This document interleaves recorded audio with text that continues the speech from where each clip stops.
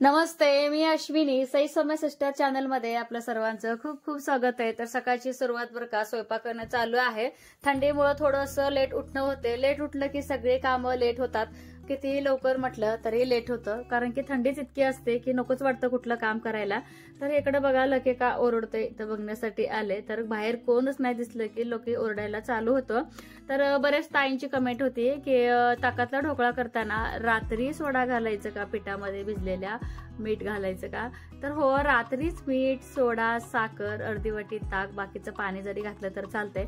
फक्त इतकंच की जास्तीचं फेटून घ्यायचं. जितकं तुम्ही फेटून फेटून एकदम सॉफ्ट करचाल पीठ, तितकं तुमचा छान जाळीदार ढोकळा होतो. आणि खूप छान सोपी पद्धत आहे ढोकळा. बऱ्याच ताईंनी ट्राय केलेलं आहे, त्यांचं पण खूप छान ढोकळा झालेला आहे. आणि खूप छान छान छान छान कमेंट्स येतात ना, खरंच खूप मनापासून धन्यवाद. आणि स्वामींचा जो माझा थरारक अनुभव होता तो आयुष्यभर मला लक्षात राहील असा हा अनुभव आहे. तर माझा अनुभवापेक्षा मला बऱ्याच ताईंचे इतके डेंजरस भयानक अनुभव होते ना, खरंच बाई किती म्हणजे माणूस आयुष्यातला संकटाला जातो सामोरं. आणि जिथे जिथे स्वामी अनुभवाला आले तर खरंच प्रचिती स्वामींची खूप मोठी आहे बरं का. तर एकदम मला तरी जवळून अनुभवला आले म्हटलं तरी चालेल, इतकी स्वामींची मोठी प्रचिती आहे. आज डब्याला खूप दिवसातून म्हणलं मटकी, ह्यांचं एक म्हणणं असते की अश्विनी आठवड्याला एकदा तरी मटकीची भाजी आणि रस्सा दोन्ही झालेलं पाहिजे. त्यांना ह्यांना इतकी फेवरेट आहे ना ह्यांची मटकी, खूप अशी फेवरेट आहे. मोड पण छान आलेली मटकीला. तर मटकी भिजवण्याची पद्धत बरेच आहेत. मी तर साधं सिंपल गार पाण्यातच आपलं किचन ओट्यावरती दिवसभर झाकून ठेवते आणि संध्याकाळी आपलं बांधून ठेवते. तर हे मोड खूप छान येतात. तर माझी मटकी बनवण्याची ही नवीन पद्धत आहे बरं का, ट्रिक. तर तुम्हाला किती कप पाहिजे ग्रेव्ही त्या मानानं कांदा टमॅटो घ्या आणि मटकीमध्येच हळद मीठ थोडंसं तिखट टाकते आणि त्याच्यामध्येच कांदा टमॅटो शिजायला घालते. कुकरमध्ये जर शिजवला तर 3 शिट्टे पुरेसं होतात. आणि मी इथं चुलीवरती शिजवणार आहे, कारण की आई इथं बघा थंडीत मस्तपैकी आपलं जाळ लावत शिजवणं चालू असते. तोपर्यंत माझं आतली भाज्यांची तयारी इतर कामे करणं चालू असते. तर चुलीवरती पण लवकर शिजते. तर तुम्हाला एक फायदा सांगते, झटपट तुम्हाला जर ग्रेव्ही बनवायची असेल अशा प्रकारे तुम्ही कांदा टमाटर स्वच्छ धुवून घालू शकता. जसं की बटाट्याची भाजीनं म्हणा, पनीरला म्हणा, दुसऱ्या इतर कुठल्या वांग्याची भाजी वगैरे तुम्हाला जर वेगळ्या पद्धतीची बनवायची असेल तर अशा पद्धतीने ग्रेव्ही बनवून तर चालतंय. जर शिजवतानाच आपलं मीठ, टमाटर आणि आपला कांदा. सई आज खूप लवकर अशी उठलेली, तिचं म्हणजे रात्रीचा अभ्यास थोडा राहिलेला, सकाळी ती कव्हर करते. आंघोळ झाली होती तिची, मग आवर म्हणलं तिचं. पोरांची आंघोळ झाली की आपलं थोडं काम हलकं होते. तिला चहा दिला, वरती आले. ज्या मिरच्या वाळत घातलेल्या होत्या तर रात्री परीनं असं झाकून ठेवलेलं होतं, जेणेकरून बघा धुकं त्याच्यावर पडता कामा नये. धुकं पडलं की काही उपयोग नाही. मिरच्या आहे अशा परत साजळतात. दिवसभर जरी वाळल्या संध्याकाळी आहे अशा स्थितीत परत ओले होतात. त्यामुळे झाकून घेतलेलं होतं. बेडगी मिरची का लवकर वाळत नाही. आपली ही लवंगी मिरची एक 2-4 दिवसात वाळते. तरी आज ह्या मिरचीचा म्हणजे वाळलेली गेलेली आहे, जरा चेक केलं तर आज शेवटचं मिळून देणार आहे ह्या लवंगी मिरचीला. तर बऱ्यापैकी थोड्या मिरच्या साठलेल्या आहेत. आणखीन मळ्यात आणखीन एक चक्कर मारायची, जेणेकरून आपल्या मिरच्या पिकल्या आहेत का नाही हे चेक करावं लागतं सारखं. जसं मिरच्यांना पाणी देऊ ना तसं मिरच्यांची तोड होत असते. जर आपण सारखं जर मळ्यातनं एक्स्ट्राच्या हिरव्या मिरच्या जर सारखं काढत राहिलं तर जास्तीचे लाल मिरच्या होत नाहीत. आणि जसं पाणी देत राहील, आणि मिरच्यांना गार वातावरण पोषक असतो म्हणे, जितकं गार हवा तितके मिरच्यांना फुलं जास्त येतात असं आमच्या आईचं म्हणणं आहे. आणि थोरांचा अनुभव हे शेवटी कामाला येते. तर इकडं बघा टमाटर आणि कांदा शिजलं गेलेलं आहे आणि त्याच्यामध्ये 2 चमचे मटकी घेतले ग्रेव्ही करताना. तर माझ्याकडे कांद्यामध्ये मी लसूण खोबरं आलं नाही घालणार, कारण की माझ्या ऑलरेडी पेस्ट आहे. तुमच्याकडं लसूण आलं खोबरं नसेल तर तुम्ही ह्या पेस्टमध्ये तुम्ही घालू शकता बारीक करताना. खूप छान अशी टेस्ट येते. आधी म्हटलं तव्यावरती छान जायकेदार तडका देणार आहे सुकी भाजी, हाच ग्रेव्ही वापरून ना मी शिजवलेली मटकी आणि ग्रेव्ही टाकणार आहे. तर म्हणजे ह्या आगीचा काही परिणाम होत नाही, कुठला जळकट मळकट वास येत नाही, काही नाही. म्हणजे आपलं तडका पण करपत नाही. फक्त एकसारखं आपल्या चमच्यानं फिरवत राहायचं. सही परिणाम बघतच राहतात. असं जर मी तडका जर दिले तर ह्याला म्हणायचं जायकेदार तडका. असं चेष्टा मस्करनं सांगायचं माझं इथं चालू होतं. नेहमीचे मसाले घालते, जसं की बघा मीठ असते, हळद, धना पावडर असते आणि गरम मसाला. धना पावडर मी घरातच तयार करते. धने आपले मळ्यातले असतात ना, तर धने छान वाळून घ्यायचं आणि नॉर्मल भाजून घेते. भाजून घेतल्यानंतर मिक्सरमधून बारीक करते. कधी कधी चाळते, कधी कधी चाळत नाही. चाळलं नाही तर पण चालते, चाळलं तर पण चालते. हे बघा, अशा पद्धतीने ग्रेव्हीदार तुम्ही जर असे सुक्क मटकी जर केलात, मुलं खूप आवडीनं खातात आणि शाळेत गेल्यानंतर दांडरल्यासारखं पण वाटत नाही. दुसरी गोष्ट, तुम्ही हीच भाजी ह्याच पद्धतीनं जर कढईमध्ये जर तुम्ही सुकी भाजी जर बनवली तर इतका छान कलर येतो ना, खूप छान कलर येतो. पण तव्यावरती मी काय करते, एकतर मुलं कमी जेवतात, त्यातलं लोह कॅल्शियम मिळण्यासाठी मी शक्यतो सुक्या भाज्या सकाळचं तरी तव्यातच बनवते. कढईत बनवलं की आणखीन कलर खूप छान असं येतो. तर सकाळ सकाळी बघा, एक आराधीन बाई आलत्या, त्यांचं म्हणणं होतं की त्या तुळजापूरच्या होत्या, काय तर बोलून आपल्याला इतकं म्हणजे इमोशनल ब्लॅकमेल करतात ना, त्यांना काय बोलता पण येत नाही, करता पण येत नाही. तर बघा, मागणी तर कशी असते, पैशाची असते, असं त्या मावशीचं म्हणणं होतं की त्यांना बांगड्या भरायला पैसे पाहिजे आणि बांगड्या भरून त्यांना कोल्हापूरला निघायचं आहे. तर काय करावं मला काही कळतच नाही. तुमच्या मते काय आहे हे तुम्ही मला नक्की कमेंट बॉक्समध्ये सांगा. अशांना म्हणजे आपण प्रोत्साहन दिलेलं चांगले आहे की वाईट आहे हे का मला कळेना, पण त्या नेल्या माझ्याकडनं पैसे. तर बघा, 1 तास तरी मला करमलं नाही, कारण की काही भोंदू असतात ना, त्यामुळं काही कळतच नाही कोण खरं आहे कोण खोटं आहे. पण असं बोलताना असं बोलतात की माणूस भिवून ना देतच देतं, आणि सकाळ सकाळ आल्यामुळं तर मला म्हणजे काही कळच ना, ह्यांना काय करावं. दिसायला तर ठीक ठाक व्यवस्थित दिसतात, असं सगळ्यांकडनं पैसे मागून ह्या इतक्या भरून भरून किती भरणार आहेत बांगड्या, मला हेच कळत नाही. तर मला तर असं वाटतंय बघा, म्हणजे माझ्या मते वैयक्तिक तरी असं कोणाला त्यांनी असं जास्तीचे ब्लॅकमेल करू नये. समोरच्यांची इच्छा असेल तर घ्या, नसेल तर तुम्ही सरळ हळदी कुंकू लावून जा, असं एक माझं मत आहे. हाईच मसाले वापरून मी रस्सा भाजी बनवलेले. हे बघा, मटकीची रस्सा भाजी खूप छान होते. ह्याच्यावरती जर तुम्हाला शेव टाकून खायचं असेल फरसाणा तरीही तुम्ही टाकू शकता. तर मला तर तसं नाही आवडत. जेव्हा मिसळ पाव असतं तेव्हा नाईलाजाने मी टाकते, नाहीतर मला असंच ना सुटसुटीतच खायला मला आवडतं. मुलांचे डबे त्यांच्या 2-2 पोण्या घातल्या, त्यांचं आवरलं की किचन आधी स्वच्छ करून घेते. किचन स्वच्छ करून घेतलं का मग आपलं जाजमट तर नसतेच, पण आपल्याला एक सवय लागलेली असते. झाडून काढायला लागले की नाही, मला एक सवयच आहे, भिंतीवर झाडून फिरवायचं, इकड तिकडचा कोपरा कोपरा, जाळ्या वगैरे अजिबात होत नाहीत. आणि आपल्याला एक मनात समाधान. फ्रीजच्या पाठीमागे पण तुम्ही बघू शकता काहीतरी काय कचरा वगैरे अडकलेला असते, ते सगळं क्लिअर केलं तरच मग मी फरशी पुसायला घेते. आणि एका दिवसाआड किंवा रोज जरी फरशी पुसलं तरी तेवढेच आहे. मुलं काय करतात, रंगरंगोटी करतात, स्केच काढतात, त्यामुळे स्वच्छता तर घरात राखावीच लागते. आणि फरशी पुसताना नेहमी मी मीठ वापरते.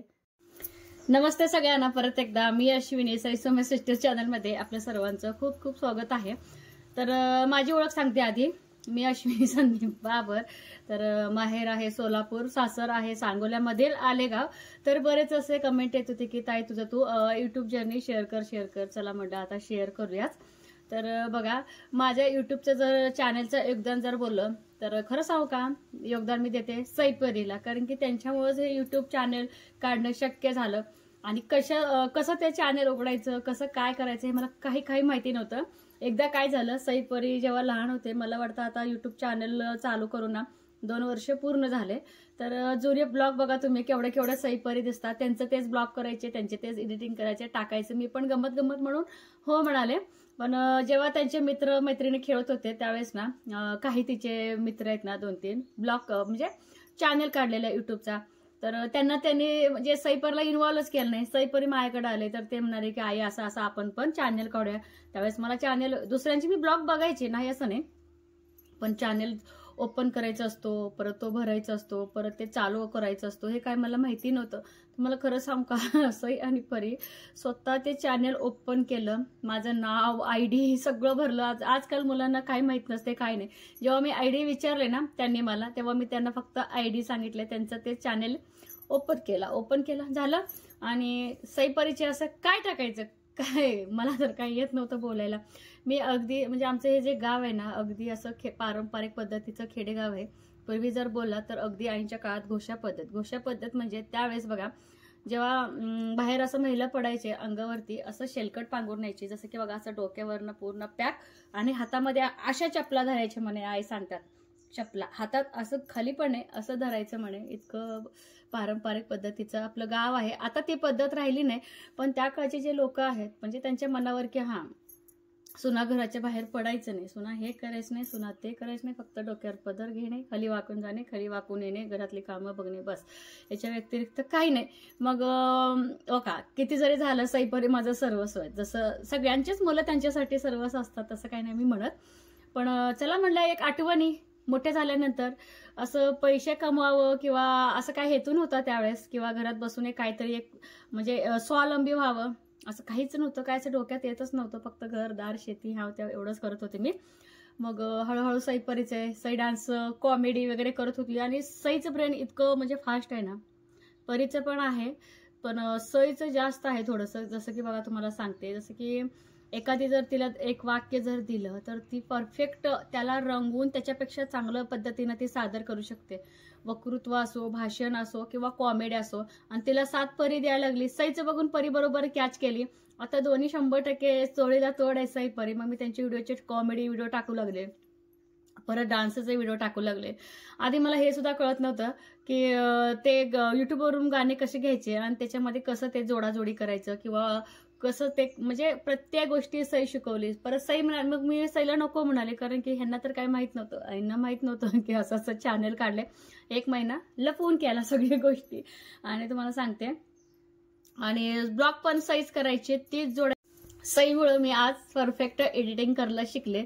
अजून पण मला काय प्रॉब्लेम आला तर मला सई सांगते बरं का. आणि ह्यांचं पण मला सपोर्ट बिलकुल नव्हता. 1-2 महिने आम्ही ह्यांना सांगितलंच नाही. नॉर्मल सई परिचय असं मला वाटलंच नव्हतं की माझं चॅनल मॉनिटाईज होईल किंवा मला डॉलर चालू होतील किंवा असं काही नव्हतं.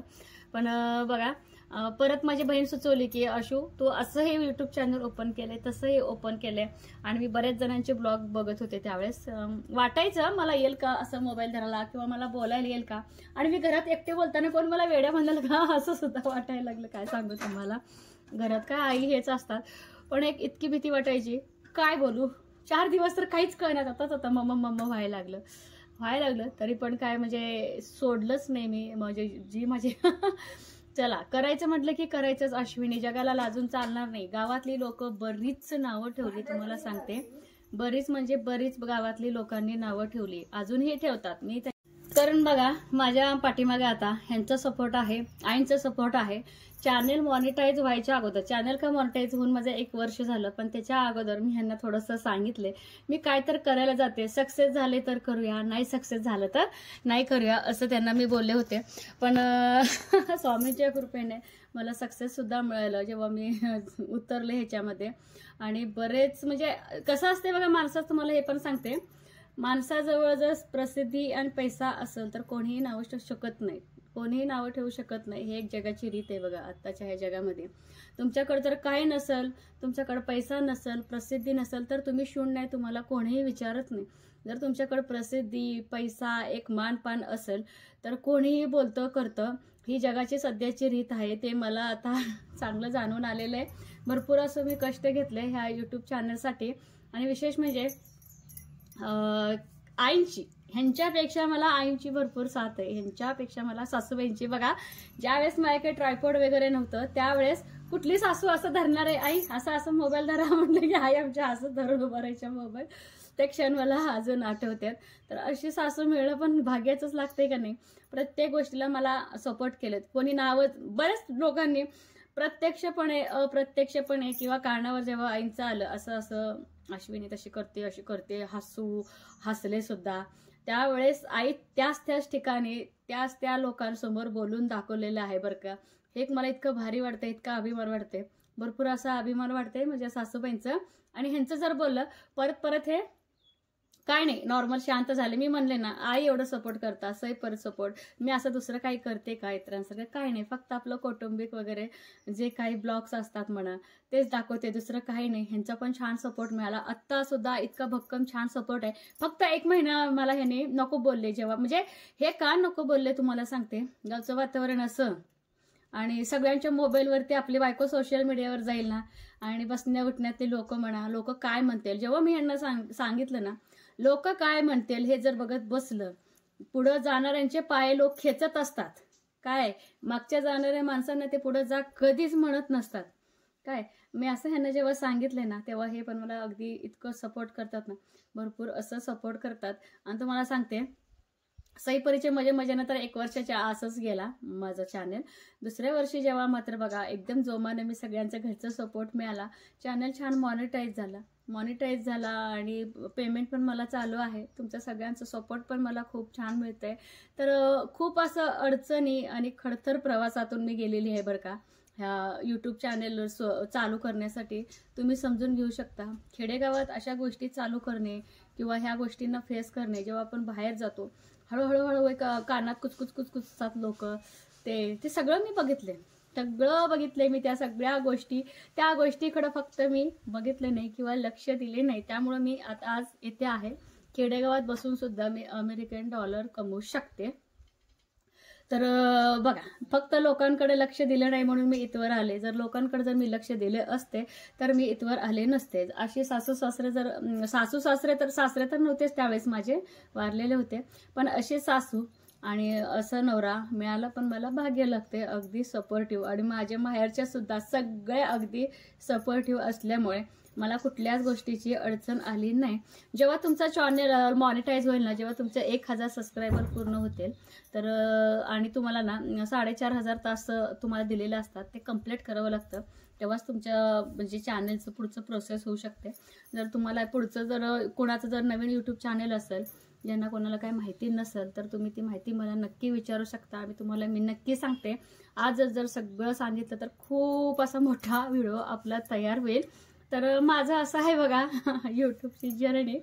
तर जर ह्या यूट्यूबचं माझं जे चॅनलचं जर श्रेय जे आहेत ते खरंच मी सई आणि परी आई ह्यांनाच 100% जाते. तर असं आहे बघा माझा यूट्यूबचा प्रवास. तर कुठलंही काम करताना मला एकच सांगायचं आहे, तुम्ही लाजू नका, अजिबात घाबरू नका.